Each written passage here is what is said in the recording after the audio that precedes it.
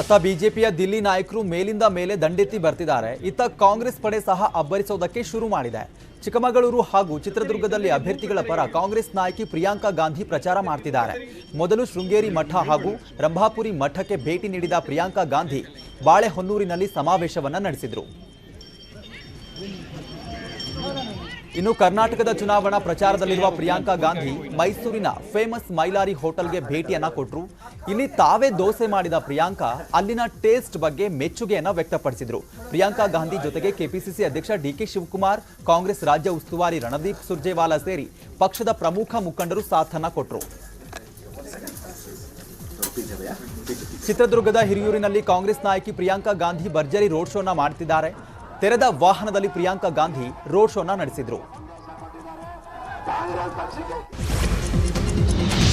ಕರ್ನಾಟಕ ವಿಧಾನಸಭೆ ಚುನಾವಣೆ ಅಖಾಡಕ್ಕೆ ಕೇಂದ್ರ ರಕ್ಷಣಾ ಸಚಿವ ರಾಜನಾಥ್ ಸಿಂಗ್ ಎಂಟ್ರಿ ಕೊಟ್ಟಿದ್ದಾರೆ.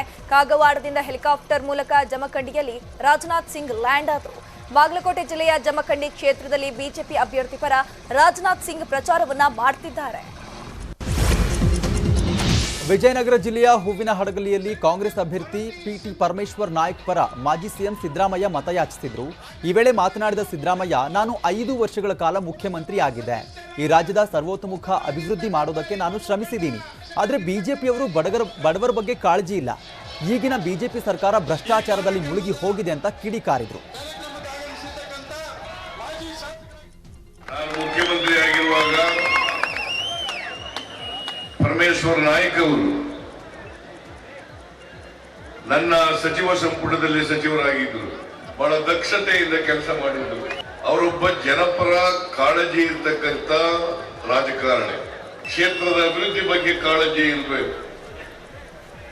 ಎಲ್ಲರ ಕಷ್ಟ ಸುಖಗಳಲ್ಲಿ ಪಾಲ್ದಾರನಾಗ್ತಕ್ಕಂಥ ಮನೋಭಾವ ಇರಬೇಕು. ಸಿದ್ದರಾಮಯ್ಯನವರು ಮತ್ತೆ ಸಿಎಂ ಆಗಬೇಕು, ಹಾಗೇನೆ ಯಲಬುರ್ಗಾದಲ್ಲಿ ರಾಯರೆಡ್ಡಿ ಗೆಲುವು ಸಾಧಿಸಲಿ ಎಂದು ಹರಕೆ ಹೊತ್ತ ಅಭಿಮಾನಿಗಳು ದೀರ್ಘದಂಡ ನಮಸ್ಕಾರವನ್ನ ಹಾಕಿದ್ದಾರೆ. ಕಕನೂರು ತಾಲೂಕಿನ ದ್ಯಾಂಪುರ ಗ್ರಾಮದ ಮಂಜುನಾಥ್ ಹಾಗೂ 4 ವರ್ಷದ ಮಗನಿಂದ ಸಿದ್ದು ಮತ್ತೆ ಸಿಎಂ ಆಗಬೇಕು ಅಂತ ದೀರ್ಘದಂಡ ನಮಸ್ಕಾರವನ್ನ ಹಾಕಿದ್ರು. ಯಾದಗಿರಿ ಜಿಲ್ಲೆಯ ಗುರುಮಿಟ್ಕಲ್ ಕ್ಷೇತ್ರದ ಕಾಂಗ್ರೆಸ್ ಅಭ್ಯರ್ಥಿ ಬಾಬುರಾವ್ ಚಿಂಚನ್ಸೂರ್ ಪರ ಪತ್ನಿ ಅಮರೇಶ್ವರಿ ಪ್ರಚಾರವನ್ನ ಮಾಡಿದ್ರು. ರಸ್ತೆ ಅಪಘಾತದಲ್ಲಿ ಚಿಂಚನ್ಸೂರ್ ಆಸ್ಪತ್ರೆಯಲ್ಲಿ ಚಿಕಿತ್ಸೆ ಪಡಿತಾ ಇದ್ದಾರೆ. ಈ ಹಿನ್ನೆಲೆ ಪತಿ ಪರ ಪತ್ನಿ ಅಮರೇಶ್ವರಿ ಚಿಂಚನ್ಸೂರ್ ಕೊಂಕಲ್ ಗ್ರಾಮದಲ್ಲಿ ಮತಯಾಚನೆ ಮಾಡಿದ್ರು. ಈ ವೇಳೆ ಪತ್ನಿಯನ್ನ ನೆನೆದು ಅಮರೇಶ್ವರಿ ಮತ್ತೆ ಕಣ್ಣೀರು ಹಾಕಿದ್ರು.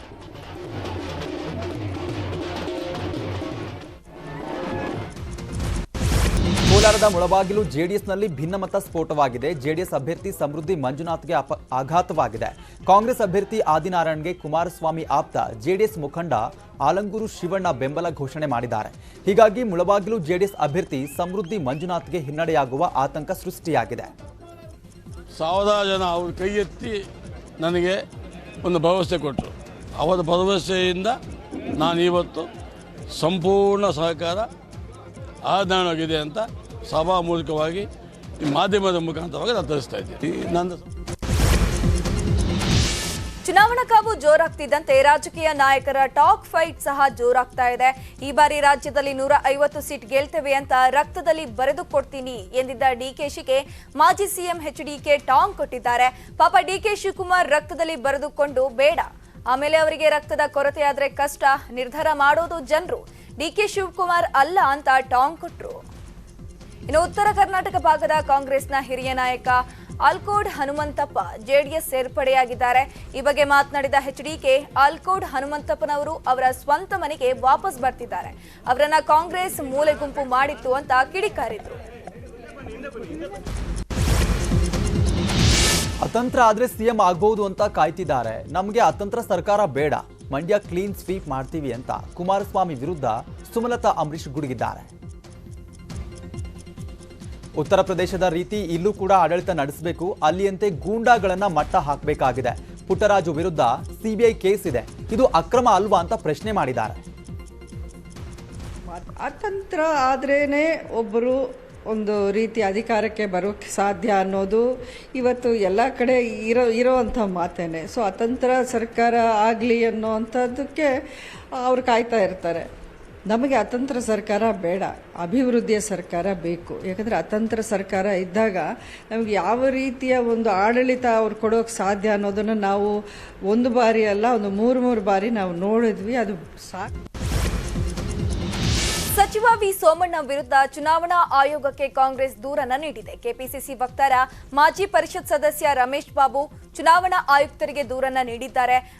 ಚಾಮರಾಜನಗರ ಜೆಡಿಎಸ್ ಅಭ್ಯರ್ಥಿ ಮಲ್ಲಿಕಾರ್ಜುನ ಸ್ವಾಮಿ ನಾಮಪತ್ರ ವಾಪಸ್ ಪಡೆಯುವಂತೆ ಬೆದರಿಕೆ ಹಾಗೂ 50 ಲಕ್ಷ ಹಣ ನೀಡುವ ಮುಂದೆ ಅಧಿಕಾರ ನೀಡುವ ಆಮಿಷ ಒಡ್ಡಲಾಗಿದೆ ಅಂತ ದೂರನ್ನ ನೀಡಿದ್ದಾರೆ. ಕರ್ನಾಟಕ ವಿಧಾನಸಭೆ ಚುನಾವಣೆಗೆ ರಾಜ್ಯ ಚುನಾವಣಾ ಆಯೋಗ ಸಕಲ ಸಿದ್ಧತೆಯನ್ನ ಮಾಡಿಕೊಂಡಿದೆ. ಈ ಕುರಿತು ಸುದ್ದಿಗೋಷ್ಠಿ ನಡೆಸಿ ಮಾತನಾಡಿದಂತಹ ರಾಜ್ಯ ಮುಖ್ಯ ಚುನಾವಣಾಧಿಕಾರಿ ಮನೋಜ್ ಕುಮಾರ್ ಮೀನಾ ಮಾಹಿತಿಯನ್ನ ಕೊಟ್ಟಿದ್ದಾರೆ. ರಾಜ್ಯದಲ್ಲಿ ಒಟ್ಟು 5,30,85,566 ಮತದಾರರಿದ್ದಾರೆ. ಪುರುಷರು 2,66,82,156 ಮತದಾರರಿದ್ದಾರೆ.